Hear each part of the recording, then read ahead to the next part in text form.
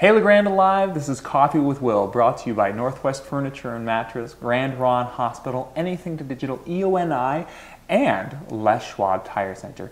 And I'm here today with Kristie Wright, who is a local massage therapist and a local wood-burning artist. She burns wood, boxes, and home solutions, and anything else that you might think of. And we actually have a piece of her art today that we are going to show you.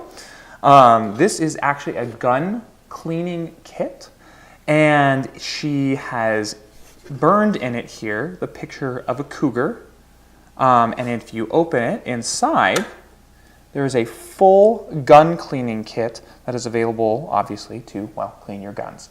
So, she's here today to chat with us a little bit about her art and what inspires her, and just kind of in general, like, who she is as a person behind the art. So thank you so much for joining me here today. So tell me a little bit about how you got into wood burning.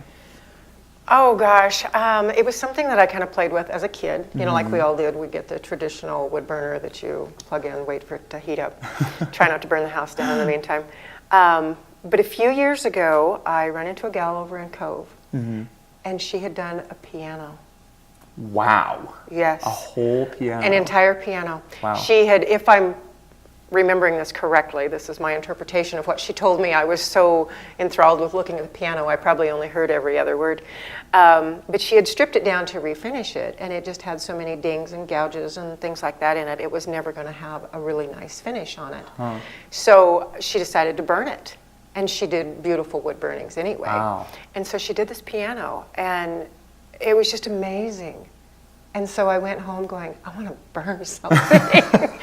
And I was building birdhouses for a friend at the time, and I thought, well, she's not going to care. It's fresh pine, and she doesn't care if I burn on them, you know. So it's just going to make them prettier, right?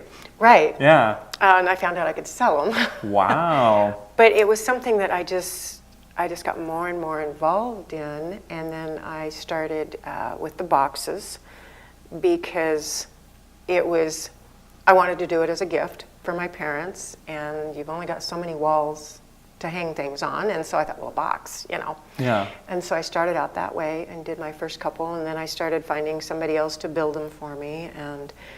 But I think the wood burning, I think I lean that direction because it's like pencil drawing. Yeah. You were telling me about that. It's just layers and layers of, going over it. So. Yeah, so tell me a little bit, what goes into, how do you wood burn something? Take me through the process a little bit. A lot of it starts out with inspiration. Either I see a picture that I really like and I want to see if I can meet the challenge of putting that on wood. Other times it's I have a piece of wood, a box. Sometimes it is just a piece of wood sitting there, and it's like, I know what goes on that. And so then I try to find what I have in my mind. I try to find a picture of it. So it goes from inspiration to getting it on paper. So I get it to paper, and then I have found out a nifty shortcut, which is the copy place, and get it to size. I can make it smaller, I can make it larger. That has been a great time saver. And then it's getting it onto the wood, and I usually do use a transfer, and invariably you wind up with, okay, now you know where all 4 feet go, you know where the ears go, the eyes go. You come in and lightly burn it. Well, then you have to sand that transfer off. So there goes your picture. So then you come back and redraw it. But I mean, you've got, points on there that you've burned on. So then I redraw the crazy thing again. And so there's a lot of burning, sanding, drawing, erasing, burning, sanding, drawing, erasing.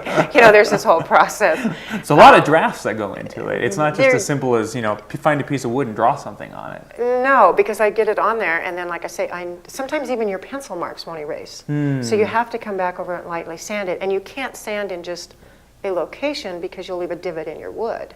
So you've kind of got to sand evenly over the thing. And then you go, and there went my detail that I really like. So let's put it back on. So there's a lot of that. So it kind of, you have to doing it over and over again. Do you find that gives you a little bit more space to have some, inspiration after the fact? Maybe finding happy accidents and stuff? I have a tendency to draw with my wood burner. So yes, it's like, that's not what I had planned. I look at the picture and go, it works. So yeah, happy accidents, right? Absolutely. And then and you can get all this work into it, get it pretty much. Can't say exactly how I want it, but pretty much how I want it. And then you put your finish on, and it will take away certain details. It'll bring out dark spots. It'll, and you'll just like, oh, okay. So you don't have near the control over it that you think you do. The wood dictates a lot of what you do and don't do. Yeah. I started out one, it was going to be a black horse. That was what the picture was. That's the whole idea. And it turned out to be a golden palomino because the wood said absolutely not. You are not burning that dark. That's interesting because it's interesting that you approach the wood as almost having its own will that you kind of have to work with. Oh, yes. Maybe is that something that you find to be the case? Maybe that's part of the challenge. Yeah. Yeah. I mean, I've seen it boil the pitch. You're having to wipe it off, but you can't make it darker. You just can't. So how do you deal with this situation like that? Do you run with it, or do you? You have to. Yeah. It's like shoving water uphill. Good luck. Fair enough. So now that all being said, you kind of are firmly rooted in the Western tradition. Many of her drawings and her burnings are of cougars and wolves and birds and horses, very much in the Western tradition, which is the tradition that she has told me that she knows. How did you grow up in this tradition, and how does this tradition influence your work? I think because it is something that I did grow up with, and it's something that I'm around, I think that's why it does influence it. It's just a part, it's what I know. Yeah. And a lot of things that I deal with are things that, they're tangible. They're things I've had my hands on, so to speak. I don't do, although I have done fish, but then again, I've had my hands on fish, but I don't do whales because that's outside of what I understand. Not that if somebody didn't ask, I couldn't research it and try. Sure. I do dragons.